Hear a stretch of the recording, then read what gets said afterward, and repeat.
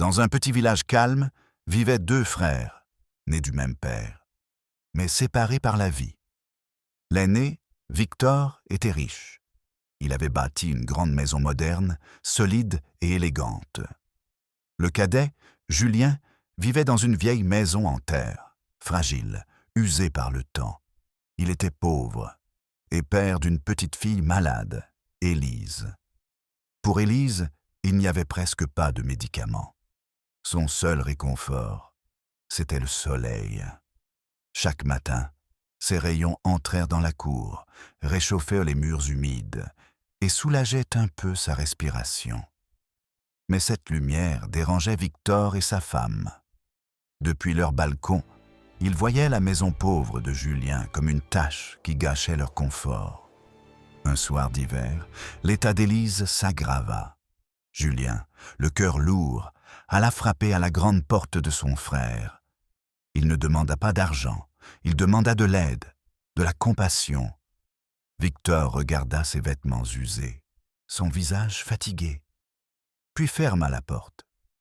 Ce jour-là, quelque chose se brisa entre les deux frères. Mais Victor ne s'arrêta pas là.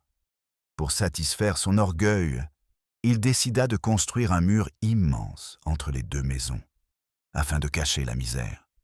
Et surtout, bloquer le soleil. Julien supplia. Il montra la poitrine de sa fille. Sans mots, il disait « Cette lumière, c'est sa vie ». Victor détourna le regard. Le mur s'éleva, jour après jour. La maison de Julien sombra dans l'ombre. L'humidité revint. La maladie d'Élise s'aggrava.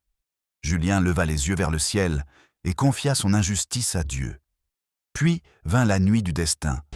Le ciel s'assombrit. Le vent hurla. La pluie tomba violemment. La terre trembla. Et soudain, le mur s'effondra. Mais il ne tomba pas sur la maison du pauvre.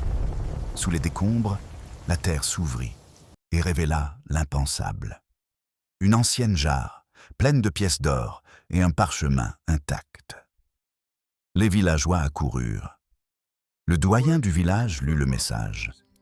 Ce trésor appartient à celui qui est resté dans la maison ancienne, qui a supporté la pauvreté sans injustice et qui n'a pas détruit l'héritage familial. Le silence fut total. L'or n'appartenait pas à Victor. Il appartenait à Julien. Le mur était tombé, et avec lui, l'orgueil. Julien ne cria pas victoire. Il remercia Dieu. Il soigna sa fille. Il répara sa maison sans luxe. Il choisit la dignité. Puis, contre toute attente, il alla voir Victor. Il l'aida à payer ses dettes. Et à la place du mur, il planta des arbres. Pour unir, pas pour séparer. Victor comprit enfin que la vraie richesse n'est pas dans les murs, mais dans les cœurs. Celui qui veut priver les autres de la lumière finit par vivre dans sa propre obscurité.